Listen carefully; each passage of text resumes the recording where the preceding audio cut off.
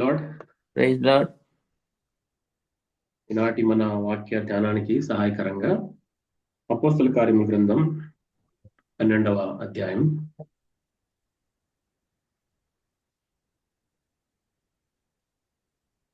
5వ వచనాన్ని చదువుకుందాం.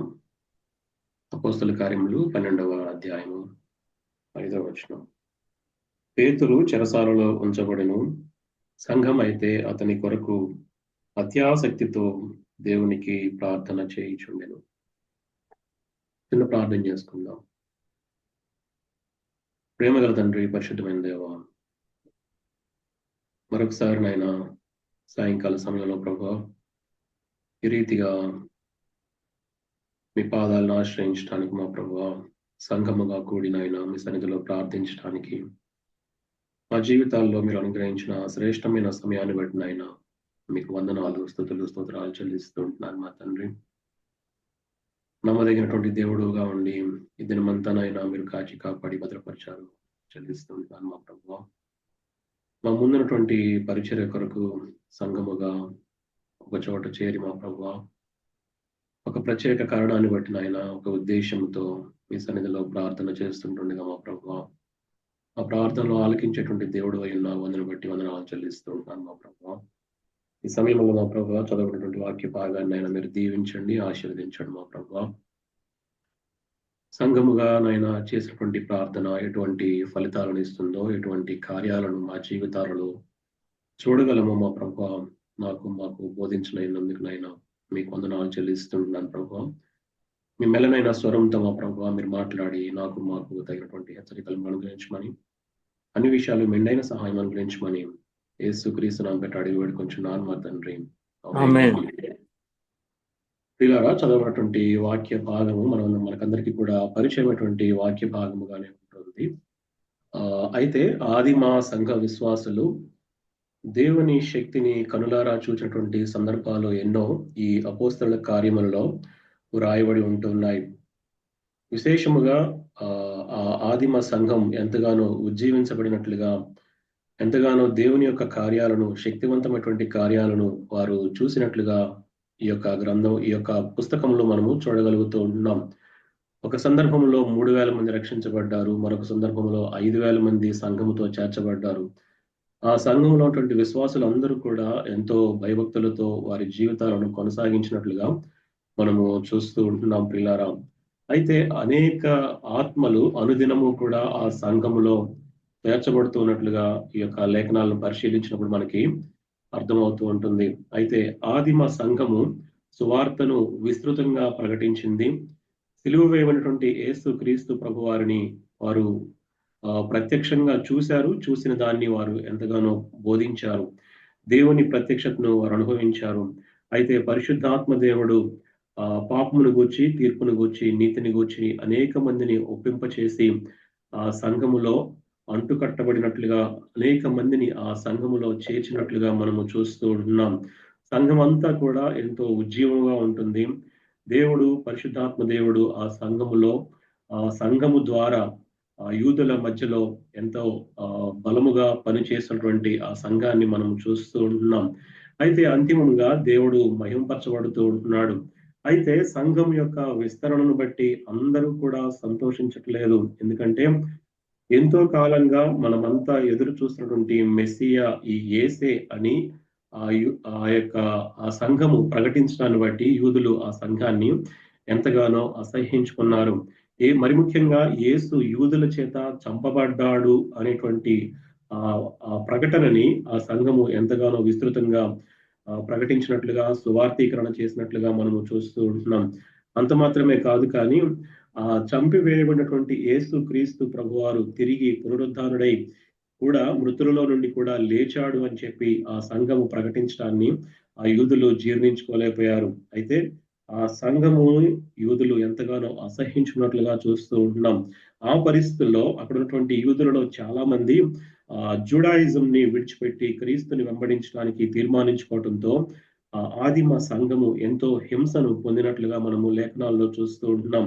యూదా నాయకులు అపోస్తలుడైనటువంటి శిష్యులని, ఆ తర్వాత ఆ క్రైస్తవుల్ని, విశ్వాసుల్ని ఎంతగానో అరెస్ట్ చేశారు, సువార్త బోధించడాన్ని నిషేధించారు, ఖండించారు, అది పని చేయలేదు. అయితే ఆ కాలంలో వారు స్టెఫనుని కూడా మరి అరెస్ట్ చేసి అతనిని విచారించి సువార్తని ఆ అడ్డుకట్ట వేయడం కొరకు, సువార్త ప్రకటించకుండా ఉండేందుకు ఆ స్టెఫనుని అరెస్ట్ చేసి ఆ స్టెఫనుని కూడా మరి రాళ్లతో కొట్టి చంపినట్లుగా మనం చూస్తూ ఉంటున్నాం. అయితే స్టెఫను హతసాక్షి అయితే అయ్యాడు, కానీ సువార్త విస్తరణ మరింత వేగముగా, మరింత విస్తారముగా ప్రకటించబడుతూ ఉంటుంది. అయితే యూదులు ఆ కాలంలో మరి తార్సులో ఉన్నటువంటి సౌలుని కూడా ఆ ఆ పనికి ఉపయోగించినట్లుగా, అంటే సంఘాన్ని హింసించడానికి ఉపయోగించినట్లుగా మనం లేఖనాల్లో చూస్తూ ఉంటున్నాం.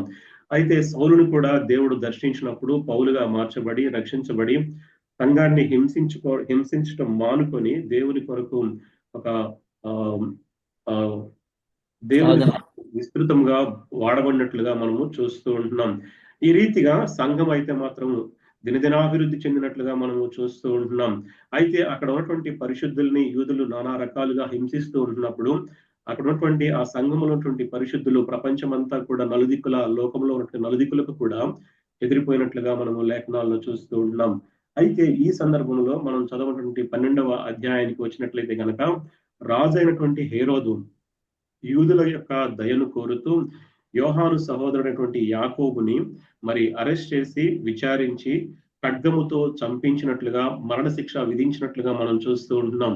ఇది యూదులకు ఎంతగానో సంతోషాన్ని కలిగించిందని హేరోదు తెలుసుకొని మరి పేతురును కూడా బంధించాడు. పేతురుని కూడా మరి మరణింప చేయటానికి చెరసాలలో ఉంచినట్లుగా మనం చదవనటువంటి వాక్య భాగంలో చూస్తూ ఉంటున్నాం ప్రియులారా. అయితే ఈ చెరసాల అనుభవంలో దేవుని యొక్క బలమైనటువంటి హస్తము కదిలించబడింది. దేవుని శక్తి ఆ ఆదిమ సంఘానికి ప్రత్యక్షపరచబడినట్లుగా మనం చూస్తూ ఉంటున్నాం. కారణం ఏంటంటే, మనం చదవనటువంటి వాక్య భాగంలోనే మనకి ఆ జవాబు దొరుకుతూ ఉంటుంది. సంఘం అయితే అతని కొరకు అత్యాసక్తితో దేవునికి ప్రార్థన చేయుచుండెను అనేటువంటి మాట మనం అక్కడ చదువుతూ ఉంటున్నాం. సంఘం అంతా కూడా ఏకీభవించి ఒక ప్రత్యేకమైనటువంటి కారణం కొరకు, ఒక ప్రత్యేకమైనటువంటి ఉద్దేశముతో ప్రార్థిస్తూ ఉన్నట్లుగా మనం చూస్తూ ఉంటున్నాం. తద్వారా వారు ఊహించిన దానికంటే కూడా మరి ఎంతో అద్భుతమైనటువంటి, ఆశ్చర్యమైనటువంటి కార్యాలు అక్కడ వారు చూసినట్లుగా మనము చూడగలుగుతూ ఉంటున్నాం. సంఘ ప్రార్థన అనేది వ్యక్తిగతమైనటువంటి ప్రార్థన కంటే కూడా ఎంతో బలమైనటువంటి ప్రార్థన. సంఘ ప్రార్థన బహు బలమైనటువంటి ప్రార్థన. మనం ఏదైతే అడిగి ఊహిస్తామో వాటన్నిటికంటే కూడా అత్యధికముగా చేయగలిగినటువంటి కార్యాలను మనం చూడాలి అనుకున్నట్లయితే సంఘ ప్రార్థనలో మనము ఏకీభవించవలసిన వారమై ఉన్నాము అనేటువంటి సత్యాన్ని ఈ యొక్క సంఘటన ద్వారా మనము నేర్చుకోవాల్సిన వారమై ఉంటున్నాం. ప్రియులారా, పేతురు విషయంలో కూడా అదే జరిగింది. పేతురు విడుదల కొరకు సంఘమంతా కూడా అత్యాసక్తితో ప్రార్థించినట్లుగా మనం చూస్తూ ఉంటున్నాం. అయితే పేతురు ఏ రీతిగా విడిపించబడ్డాడో మనం అందరం కూడా చదువుతూ ఉంటున్నాం. పేతురు నిద్రపోతూ ఉంటున్నాడు. పేతురు ఉన్నటువంటి ఆ గదిలోనికి ప్రభువు దూత చొచ్చుకొని పోయినట్లుగా మనం చూస్తూ ఉంటున్నాం. చెరసాల సంఖ్యలు తెగిపోయినాయి. ఆ సైనికుల మధ్యలో పేతురు నిద్రపోతూ ఉన్నాడు. వారి మధ్యలో నుంచి పేతురు అద్భుతంగా లేచి బయటికి వచ్చి విడిపించబడినట్లుగా మనం చూస్తూ ఉంటున్నాం పిల్లరా. కారణం ఏంటంటే, ఆ సంఘం అంతా కూడా, ఆ ఆదిమ సంఘము పేతురు యొక్క విడుదల కొరకు అత్యాసక్తితో ప్రార్థించినట్లుగా మనం చూస్తూ ఉంటున్నాం. వారు పేతురు గురించి ప్రార్థన అయితే చేశారు, కానీ పేతురు మరి మరణించకుండా విడిపించబడతాడేమో అని ఆశపడి ఉంటారేమో, కానీ పేతురు అంత అత్యద్భుతంగా విడిపించబడతారు అని బహుశా వారు ఎవరు కూడా ఊహించి ఉండరు. ఎందుకంటే వారు ప్రార్థించిన దానికంటే, వారు అడిగిన దానికంటే కూడా దేవుడు అత్యధికమైనటువంటి ఆశ్చర్యమైనటువంటి కార్యాలని వారి జీవితంలో దేవుడు జరిగించినట్లుగా మనం చూస్తూ ఉంటున్నాం ప్రియులారా. అయితే వారు చేసినటువంటి ప్రార్థన, వారు ఏకీభవించి చేసినటువంటి ప్రార్థన, వారంతా కూడా సంఘముగా కూడి దేవుని సన్నిధిలో చేసినటువంటి ప్రార్థన వారి జీవితాలలో, వారి సంఘములో ఎటువంటి కార్యాలను నెరవేర్చిందో, ఎటువంటి కార్యాలను జరిగించిందో, ఎటువంటి ఫలితాలను అనుగ్రహించిందో ఒకసారి మనం కూడా ఈ సాయంకాల సమయంలో ధ్యానం చేద్దాం ప్రియులారా. అయితే మొట్టమొదటిగా సంఘ ప్రార్థన మన జీవితాలలో శాంతిని, సమాధానాన్ని అనుగ్రహిస్తుంది అనేటువంటి సత్యాన్ని మనము చూడగలుగుతూ ఉంటున్నాం పిల్లరా. వాస్తవానికి పేతురుని మరుసటి రోజు మరి మరణ మరణము కొరకు సిద్ధపడుతూ ఉండవలసినటువంటి ఆ సమయము ఉదయం అవ్వగానే లేక తెల్లవారగానే పేతురు మరణించబోతూ ఉంటున్నాడు. కానీ పేతురు అక్కడ ఏం చేస్తున్నాడు చూద్దాం, చూడండి. అతను ప్రార్థన కొరకు, అతను విడుదల కోసం అక్కడ ప్రార్థన చేయట్లేదు, లేక ఆ ఏడుపులు పెడబొబ్బలతో మరణాన్ని నుంచి తప్పించండి అని చెప్పి వారిని ఎవరిని కూడా అతను ప్రాధేయపడుతున్నట్లుగా మనం చూడట్లేదు. అధికారుల దయ కోసం అతను వేడుకోవట్లేదు. తాను చనిపోవడానికి ముందు రోజు రాత్రి పేతురు తనున్నటువంటి ఆ గదిలో, చెరసాల గదిలో చిన్న పిల్లాడిలా నిద్రపోతున్నట్లుగా మనం చూస్తూ ఉంటున్నాం. అక్కడ 12వ అధ్యాయము 6-7 వచనాలు కనుక చూసినట్లయితే, పేతురు 2 సంకెళ్లతో బంధింపబడి ఇద్దరు సైనికుల మధ్య నిద్రించుచుండెను, మరియు కావలి వారు తలుపు ఎదుట చెరసాల కాచుకొనుచుండిరి. ఇదిగో ప్రభువు దూత అతని దగ్గర నిలిచెను, అతడుండిన గదిలో వెలుగు ప్రకాశించెను. దూత పేతురు ప్రక్కను తట్టి త్వరగా లిమ్మని చెప్పి అతని లేపగా సంకెళ్ళు అతని చేతుల నుండి ఊడిపడెను అని చూస్తూ ఉంటున్నాం. అయితే అతను ఇద్దరు సైనికుల మధ్యలో బంధించబడ్డాడు. అయినప్పటికీ కూడా ఏమాత్రము చీకు చింత లేకుండా హాయిగా నిద్రపోతున్నట్లుగా మనం చూస్తూ ఉంటున్నాం ప్రియులారా. ఫిలిప్పీయులకు రాసిన పత్రిక 4వ అధ్యాయము 7వ వచనంలో మనం చూసినట్లయితే, అప్పుడు సమస్త జ్ఞానమునకు మించిన దేవుని సమాధానము యేసు క్రీస్తు వలన మీ హృదయములకును మీ తలంపులకును కావలి ఉండును అనేటువంటి సత్యాన్ని అక్కడ దేవుడు రాయించి పెట్టాడు. దేవుడు పేతురుకి జ్ఞానమునకు మించినటువంటి సమాధానాన్ని అనుగ్రహించినట్లుగా మనం చూస్తూ ఉంటున్నాం. వాస్తవానికి పేతురు చెరసాలలో ఉండటము అనేది ఇది 2వ అనుభవము. అపోస్తల కార్యములు 5వ అధ్యాయము 19వ వచనంలో అప్పటికే ఒకసారి చెరసాల నుంచి విడిపించబడినట్లుగా, ప్రభువు దూత ద్వారా విడుదల చేయబడినట్లుగా మనం అక్కడ చూస్తూ ఉంటున్నాం. బహుశా ఆ పేతురు దేవుని యందు విశ్వాసం ఉంచి, ప్రభువు మళ్ళీ నన్ను వస్తాడు, ప్రభు దూత మళ్ళీ వస్తుంది, నన్ను విడిపిస్తుంది అనేటువంటి గొప్ప విశ్వాసాన్ని మనం అక్కడ చూస్తూ ఉంటున్నాం పిల్లారా. అయితే అంత గొప్ప హింసలో కూడా పేతురు దేవుని యందు విశ్వాసం ఉంచినట్లుగా, ఆ సంఘం అంతా కూడా పేతురు యొక్క విడుదల కొరకు అత్యాసక్తితో ప్రార్థన చేసినట్లుగా మనము చూస్తూ ఉంటున్నాం. అయితే ఒక్కొక్కసారి కనీసం మనము ఏమాత్రము పట్టించుకోలేనటువంటి అవసరము లేనటువంటి విషయాల గురించి కూడా ఎంతగానో చింతిస్తూ ఉంటాం, ఆందోళన చెందుతూ ఉంటాం. అయితే ఇక్కడ మనకు నేర్పబడుతున్నటువంటి సత్యం ఏంటంటే, సమస్త జ్ఞానమునకు మించినటువంటి సమాధానము మన విశ్వాస హృదయాలలో దేవుడు కలిగిస్తున్నట్లుగా మనం చూస్తూ ఉంటున్నాం. కారణం ఏంటంటే, ఆయన మనకి వాగ్దానం అనుగ్రహించాడు. యోహాను సువార్త 14వ అధ్యాయము 27వ వచనంలో, నా శాంతినే మీకు అనుగ్రహించి వెళ్ళుచున్నాను, నా శాంతినే మీకు అనుగ్రహించుచున్నాను, లోకం ఇచ్చినట్టుగా నేను మీకు అనుగ్రహించట్లేదు, మీ హృదయమును కలవరపడనీయకుడి, వెరవనీయకుడి అని చెప్తూ ఉంటున్నాడు. ఆ సంఘానికి దేవుని మీద ఉన్నటువంటి విశ్వాసము, లేక పేతురికి కూడా దేవుని మీద ఉన్నటువంటి విశ్వాసం మనకి ఇక్కడ కనబడుతూ ఉంటుంది. అందుకనే ఆ సంఘం అంతా కూడా పేతురు యొక్క విడుదల కొరకు అత్యాసక్తితో వారు ప్రార్థిస్తున్నట్లుగా మనము చూస్తూ ఉంటున్నాం. అంటే మొట్టమొదటిగా దేవుడు మనకు నేర్పిస్తున్నటువంటి సత్యం ఏంటంటే, నీ పరిస్థితులు, నీ చుట్టూ ఉన్నటువంటి పరిస్థితులు ఏమై ఉన్నప్పటికీ కూడా దేవుడు నీ హృదయంలో శాంతిని, సమాధానాన్ని అనుగ్రహిస్తాడు అనేటువంటి సత్యాన్ని దేవుడు మనకి జ్ఞాపకము చేస్తూ ఉంటున్నాడు. రెండవదిగా ఆలోచన చేసినట్లయితే, సంఘముతో కూడి చేసినటువంటి ప్రార్థన దేవుని యొక్క ప్రత్యక్షతను మనకి అనుగ్రహిస్తున్నట్లుగా మనం చూస్తూ ఉంటున్నాం. పేతురు అయితే అక్కడ నిద్రపోతుంటున్నాడు, కానీ ప్రభువు దూత ఆ గదిలోనికి చొచ్చుకొని వచ్చినట్లుగా మనం చూస్తూ ఉంటున్నాం. పేతురు చెరసాలలో బంధించబడ్డాడు, చెరసాల లోపల పేతురు ఉంటున్నాడు, చెరసాల బయట ప్రభువు దూత ఉంటున్నట్లుగా మనం చూస్తూ ఉంటున్నాం.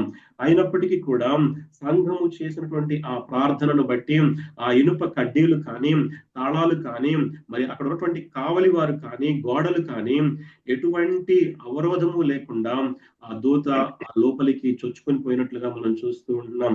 ఆ ఇద్దరు సైనికుల మధ్య నిద్రపోతూ ఉన్నటువంటి ఆ పేతురుని లేపి త్వరగా బయటికి తీసుకుని వచ్చినట్లుగా మనము చూస్తూ ఉంటున్నాం పిల్లరా.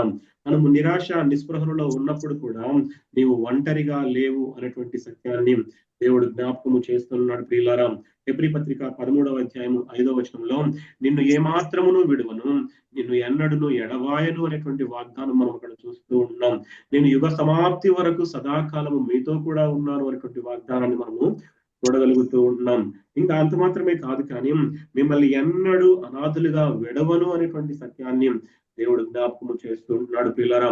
కాబట్టి నీవు ఒంటరిగా ఉన్నప్పటికీ కూడా నీవు సంఘముగా ప్రార్థించినప్పుడు దేవుని యొక్క ప్రత్యక్షత, దేవుని యొక్క సన్నిధి, దేవుని యొక్క సహవాసము నీకు తోడుగా ఉంటున్నట్లుగా మనం చూస్తూ ఉంటున్నాం. దేవుడు తన ప్రజలను ఎన్నడూ విడిచిపెట్టేటువంటి దేవుడు కాదు, ఎన్నడూ ఎడబాసేటువంటి దేవుడు కాదు. కాబట్టి అలనాడు హెబ్రీ యవనస్తులైనటువంటి షడ్రకు, మేషకు, అబేద్నెగోలు వారు కొలిమిలో పడినప్పుడు కూడా వారు వేయబడటానికి ముందే దేవుడు అక్కడ ఉన్నట్లుగా మనం చూస్తూ ఉంటున్నాం. దానియేలుని సింహాల బోనులో బంధించినప్పటికీ కూడా దానియేలు కంటే ముందే దేవుడు అక్కడ ఉన్నట్టుగా వారు ఆ దేవుని యొక్క సహవాసాన్ని, ప్రత్యక్షతని వారు అనుభవించినట్లుగా మనం చూస్తూ ఉన్నాం. అపోస్తలుడైన పౌలు కూడా ఎన్నో శ్రమలను దేవుని కొరకు అనుభవించాడు, దేవుని నామాన్ని మహింపరిచాడు. మరి ముఖ్యంగా ఆ తుఫానులో, ఆ సముద్రములో, మరి ఆ బ్రతుకుతాము అన్నటువంటి విశ్వాసము లేనటువంటి పరిస్థితిలో కూడా దేవుడు వారితో పాటు ఉన్నట్లుగా మనం చూస్తూ ఉంటున్నాం. కాబట్టి రెండవదిగా మనం అర్థం చేసుకోవడానికి ప్రయత్నించినప్పుడు దేవుని యొక్క ప్రత్యక్షత మనకి అందుబాటులో ఉంటుంది. ఎప్పుడైతే సంఘముగా మనము ఒక చోట చేరి ప్రార్థన చేస్తామో, ఏకీభవిస్తామో, ఒక ప్రత్యేకమైనటువంటి ఉద్దేశం కొరకు మనం ప్రార్థన చేస్తామో, దేవుని యొక్క ప్రత్యక్షత మన జీవితాలలో తోడుగా ఉంటున్నట్లుగా మనము చూస్తూ ఉంటున్నాం పిల్లరా. మూడవదిగా ఆలోచన చేసినట్లయితే సంఘము యొక్క ప్రార్థన, సంఘము ఏకీభవించి చేసినటువంటి ప్రార్థన దేవుని యొక్క బలమైనటువంటి హస్తాన్ని కదిలిస్తుంది అనేటువంటి సత్యాన్ని మనం ఇక్కడ చూడగలుగుతూ ఉంటున్నాం పిల్లారాం. ఆ శిష్యుడు చెరసాల నుంచి విడిపించబడటానికి దేవుడు తన శక్తిని అంతటినీ కూడా ఉపయోగించినట్లుగా మనం చూస్తూ ఉంటున్నాం. తనను బంధించినటువంటి ఆ గొలుసులు ఊడిపోయి ఉంటున్నాయి, తలుపులు వాటంతట అవే తెరుచుకున్నాయి. ఆ దూత లోపలికి వెళ్లి పేతురుని త్వరపెట్టి బయటకు తీసుకొచ్చినట్లుగా మనం చూస్తూ ఉంటున్నాం. దేవుడు మన కోసం, మన అవసరమైనటువంటి అన్ని మార్గాలను కూడా ఉపయోగిస్తున్నట్లుగా మనం చూస్తూ ఉంటున్నాం. నీవు చెరసాల పరిస్థితిలో ఉన్నప్పటికీ కూడా, నీ చుట్టూ ఉన్నటువంటి పరిస్థితులు ఏమై ఉన్నప్పటికీ కూడా దేవుడు నీకు అవసరమైతే, దేవుడు భూమిని, ఆకాశాన్ని కూడా కదిలించగలిగినటువంటి శక్తి కలిగినటువంటి దేవుడు, నీవు నేను సేవించి ఆరాధించేటువంటి దేవుడు. కాబట్టి సంఘముగా మనం ప్రార్థన చేసినప్పుడు దేవుని యొక్క బలమైనటువంటి హస్తాన్ని కదిలించగలిగి మనము ఊహించిన వాటికంటే, మనము అడిగిన వాటికంటే అత్యధికమైనటువంటి అద్భుతమైన ఆశ్చర్యమైనటువంటి కార్యాలు చేయగలిగినటువంటి దేవుడు అని చెప్పి మనము బైబిల్ గ్రంథములో అనేక చోట్ల అనేక సంఘటనలు, అనేక ఉదాహరణలు మనము చూడవచ్చు ప్రియులారా. ఇశ్రాయేలీయుల జీవితాన్ని కనుక మనం చూసినట్లయితే వారు ఎర్ర సముద్రం వైపు వచ్చినప్పుడు ఆ ఎర్ర సముద్రాన్ని 2 పాయలుగా చేయటంలో దేవుని యొక్క బలమైన హస్తము తోడుగా ఉన్నట్లుగా మనం చూస్తూ ఉన్నాం. ఏలియా మరి కాకుల చేత పోషించబడ్డాడు, ఎలీషా విధవరాలు చేత పోషించబడింది. అయితే దానియేలు సింహపు బోనులో ఉన్నప్పటికీ కూడా దేవుని యొక్క బలమైనటువంటి హస్తము ఆ వ్యక్తులకు, ఆ భక్తులకు మరి తోడుగా ఉన్నట్లుగా మనం చూస్తూ ఉంటున్నాం. రాతి నుండి నీరు తీయటం అనేది దేవుని యొక్క బలమైనటువంటి హస్తము చేసినటువంటి కార్యము కాదంటారా? మరి ముఖ్యంగా 40 సంవత్సరాలు వారు అరణ్యంలో ప్రయాణము చేసినప్పటికీ వారు చెప్పులు అరిగిపోలేదంట, వారి బట్టలు పాతగిరలేదంటాం. ఇలాంటివి కోకొల్లలుగా బైబిల్ గ్రంథం అంతా కూడా ఉంటూ ఉన్నాయి. కారణం ఏంటంటే దేవుని యొక్క బలమైనటువంటి హస్తాన్ని కదిలించగలిగింది మనము చేసేటువంటి ప్రార్థన, సంఘముగా మనము ఏకీభవించి చేసేటువంటి ప్రార్థన దేవుని యొక్క బలమైనటువంటి హస్తాన్ని కదిలించగలదు అనేటువంటి సత్యాన్ని దేవుడు మూడవదిగా మనకి జ్ఞాపకము చేస్తూ ఉంటున్నాడు. నాలుగవదిగా, చివరిగా మనం ఆలోచన చేసినట్లయితే సంఘముగా చేసినటువంటి ప్రార్థన విశ్వాసులని ఐక్యపరుస్తుంది, స్థిరపరుస్తుంది, బలపరుస్తుంది అనేటువంటి సత్యాన్ని దేవుడు జ్ఞాపకము చేస్తూ ఉంటున్నాడు పిల్లారం. సంఘం అంతా కూడా అత్యాసక్తితో ఒక వ్యక్తి కొరకు ప్రార్థించినట్లుగా మనం చూస్తూ ఉంటున్నాం. అత్యాసక్తితో ఒక ప్రత్యేకమైనటువంటి కారణము కొరకు ప్రార్థించినట్లుగా మనం చూస్తూ ఉంటున్నాం పిల్లారం. వారు ఏమీ చేయలేరు, ఎందుకంటే వారు పేతురు చెరసాల లోపల బంధించబడి ఉంటున్నాడు. ఆ చెరసాలను బద్దలు కొట్టి వీరంతా వెళ్ళి సమూహముగా వెళ్ళి కూడా ఆ చెరసాలని ఏమీ చేయలేరు, పేతురుని బయటికి తీసుకుని రాలేరు. ఆ సత్యాన్ని గ్రహించినటువంటి వారే ఆ సంఘం ఏం చేసిందంటే, మనం ప్రార్థన చేద్దాం, దేవుడు తన బలమైనటువంటి హస్తాన్ని కదిలిస్తాడు అని వారంతా కూడా ఐకమత్యముగా ఉండి ఏకాత్మతో, ఏక మనస్సుతో దేవుని సన్నిధిలో వారంతా గోజాడినప్పుడు ఆ ప్రార్థన ఆ యొక్క విశ్వాసుల్ని బలపరిచినట్లుగా, స్థిరపరిచినట్లుగా మనము చూస్తూ ఉంటున్నాం ప్రియులారా. అయితే అది కేవలము ప్రభువుని మహింపరచబడటానికే కావచ్చు. నీ జీవితంలో నువ్వు ఎటువంటి ప్రార్థన చేసినప్పటికీ కూడా, ఒకవేళ నువ్వు ఒంటరిగా ఉండి ప్రార్థన చేసినా, లేక సంఘముగా ప్రార్థన చేసినా, ఆ ప్రార్థనని దేవుడు అంగీకరిస్తాడు అనేటువంటి ఉద్దేశాన్ని, అటువంటి ఆలోచనని దేవుడి సాయంకాల సమయంలో మనకి జ్ఞాపకము చేస్తూ ఉంటున్నాడు ప్రియులారా. ప్రభువుని మహిమపరిచినట్లుగా పేతురు విడుదల పొందిన తర్వాత ప్రభువును మహింపరిచినట్లుగా మనం చూస్తూ ఉంటున్నాం. హేరోదు మనుషుల చేత ప్రశంసించబడిన వాడై దేవునికి ఇవ్వవలసిన మహిమను ఇవ్వకుండా ఉండటాన్ని బట్టి దేవుడు హేరోదుని చంపినట్లుగా మనం చూస్తూ ఉంటున్నాం. ఆ ముప్పు తొలగిపోయిన తరువాత పేతురు అరెస్ట్ చేయబడటానికి ముందు ఎంత విస్తృతంగా అయితే ఆ సువార్త ప్రకటించబడుతూ ఉందో, అంతకంటే మరింత విస్తృతముగా పేతురు విడుదలైన తర్వాత ఆ సువార్త మరింత విస్తృతంగా ప్రకటించబడినట్లుగా మనము లేఖనాలను పరిశీలించినప్పుడు మనము అర్థం చేసుకోవాల్సిన వారమై ఉంటున్నాం. కాబట్టి 4వదిగా సంఘ ప్రార్థన విశ్వాసులని ఐక్యపరుస్తుంది. ఏకాత్మతో, ఏక హృదయముతో, ఏక మనస్సుతో దేవుని సముఖములో చేరి దేవుని పాదాలు పట్టుకొని మనము ఒక కారణము కొరకు ప్రార్థించినప్పుడు దేవుడు మన ప్రార్థనలు ఆలకిస్తాడు అనేటువంటి సత్యాన్ని దేవుడు మనకి జ్ఞాపకము చేస్తూ ఉంటున్నాడు. కాబట్టి సంఘముగా ఏకీభవించి చేసినటువంటి ప్రార్థన, సంఘం అంతా కూడా అత్యాశక్తితో చేసినటువంటి ప్రార్థన మన జీవితాలలో శాంతిని, సమాధానాన్ని అనుగ్రహిస్తుంది. మరి ముఖ్యంగా మనం ఎన్నడూ కూడా ఒంటరిగా విడిచిపెట్టబడకుండా దేవుని యొక్క ప్రత్యక్షతను అనుగ్రహిస్తున్నట్లుగా మనం చూస్తూ ఉంటున్నాం. 3వదిగా దేవుని యొక్క బలమైనటువంటి హస్తాన్ని కదిలించగలిగినప్పుడు దేవుడు చేసేటువంటి అద్భుతమైనటువంటి కార్యాలను, దేవుని యొక్క శక్తిని రుచి చూడటానికి మనకి అవకాశం ఉంటుంది. చివరిగా సంఘముగా చేసినటువంటి ప్రార్థన విశ్వాసులందరినీ కూడా ఐక్యపరుస్తున్నట్లుగా, ఆ సంఘములో ఉన్నటువంటి విశ్వాసులందరినీ కూడా బలపరుస్తున్నట్లుగా, స్థిరపరుస్తున్నట్లుగా మనం చూస్తూ ఉంటున్నాం. ఈ సాయంకాల సమయంలో మనము కూడా మన ముందున్నటువంటి పరిచర్య కొరకు మరి అత్యాసక్తితో సంఘమంతా కూడా ప్రార్థన చేద్దాం. అట్టి కృపని, అట్టి ధన్యతని పరిశుద్ధాత్మ దేవుడు చేరువచ్చిన అందరికీ కూడా అనుగ్రహించుగా.